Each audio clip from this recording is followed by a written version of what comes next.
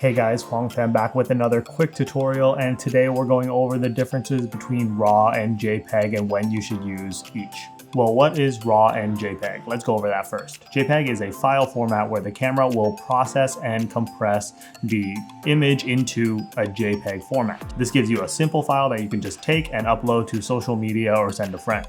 A RAW file is the uncompressed data that the sensor captures turned into an image. These files are typically much larger than a JPEG file, and they typically require editing to make them look like what you actually saw in real life. However, all the data that's embedded into this RAW file allows you much greater flexibility when editing, and we'll see that in just a second. Basically, the short of it is if you don't want to edit your files or you just want to be able to send them out to friends real quick, then JPEG is the way you want to go. Otherwise, you should probably go RAW to give you the most flexibility when editing. So first off, let's go ahead and look at these underexposed images. This is the JPEG, which we're going to drag the exposure to maximum, and then we're going to do the same exact thing for the RAW file, and then we're going to compare these two images. So the JPEG on the left, the first thing you'll notice is that we have color banding in the bottom left of the image. So let's go ahead and we'll zoom in there, and we'll see that in the JPEG file, you have this really weird color banding in the trees where you're getting the green over here, but then this weird kind of brownish color.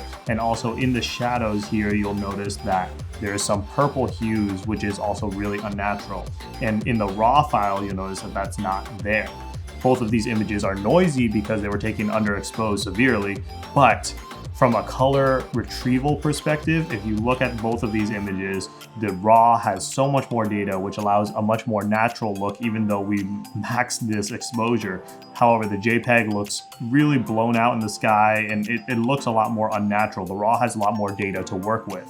The shadows are definitely much more usable in the RAW file than they are in the JPEG, and the JPEG one is pretty much unusable at this point because this is just completely unnatural. So next we have the two overexposed photos, and the RAW is on the right and the left one is the JPEG.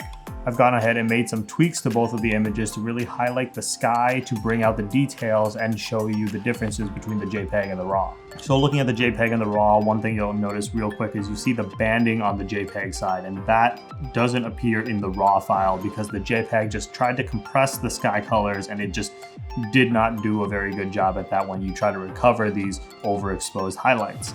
Now next, looking at the clouds, you'll see on the JPEG side that the cloud detail just isn't there anymore, and the pixels just kind of mesh in this really weird unnatural color. On the RAW side, you'll see it looks a lot more natural. We do have some detail on the clouds, and the sky looks a lot more smooth and even like it should, as opposed to what we're seeing on the JPEG side. So in short, it basically comes down to what you're going to use the images for. If you're going to be doing editing, then you definitely want to use RAW because you can recover a lot more details that are blown out in the highlights or lost in the shadows if you mess up your photos or don't expose properly, or if you're in a situation where there's a lot of contrast, a very sunny sky with a shady area, then you want to be able to shoot in RAW so you can recover the shadows and also bring down the highlights to balance the image out. Whereas if you took a JPEG image, as we can see in this, when you try to recover those really dark shadows or bring down those really bright highlights, you're going to lose a lot of detail. If you're someone, however, who doesn't want to edit images, or you just want to be able to send them out to friends and family, upload them to social media, whatever, really quick, then you want to go with JPEG. So the nice thing about a lot of cameras these days is they can take a RAW and a JPEG at the same time. So that's what I did in this case, which is why both of these images are identical, and I have a RAW and a JPEG version of it. So if you're someone who isn't quite sure if you want to edit it later on, you want the future-proofness of RAW, but you also want the JPEG just to be able to send out quickly, then check your camera and see if you can do RAW and JPEG at the same time. So that's it for this video, guys. I hope that was helpful, and I hope that just shows you a little bit more of the differences between RAW and JPEG and the usefulness for both. And if you have any questions or comments, feel free to leave them in the comment section down below, and I will see you guys in the next one.